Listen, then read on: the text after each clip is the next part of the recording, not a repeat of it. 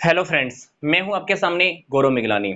इस वीडियो में हम डिस्कस करने जा रहे हैं कंज्यूमर प्रोटेक्शन को लेकर एक बहुत सिंपल सा केस पर। जर्नल लाइफ में ये केस आपके साथ मेरे साथ कहीं पर भी हो सकता है, तो हमको इस प्रकार की नॉलेज होनी चाहिए कि इस टाइप के केसेस में हम कर क्या सकते हैं।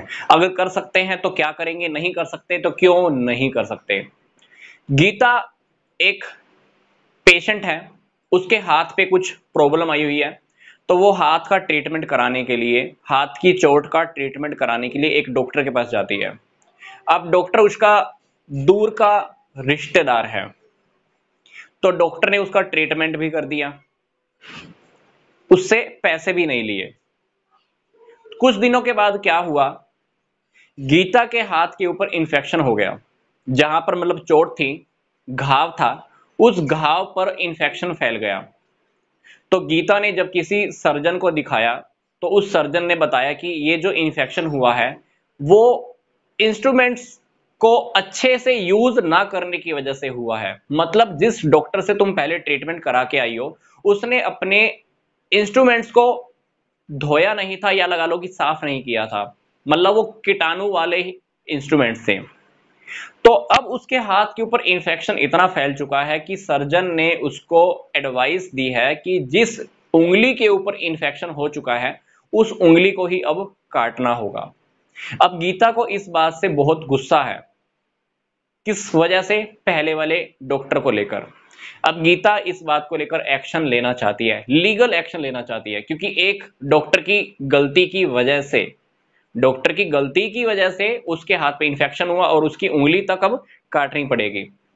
तो आपसे इस केस में यह पूछा जा रहा है कि क्या गीता पहले वाले डॉक्टर पे केस कर सकती है? अगर कर सकती है तो कैसे, अगर नहीं कर सकती तो क्यों नहीं कर सकती?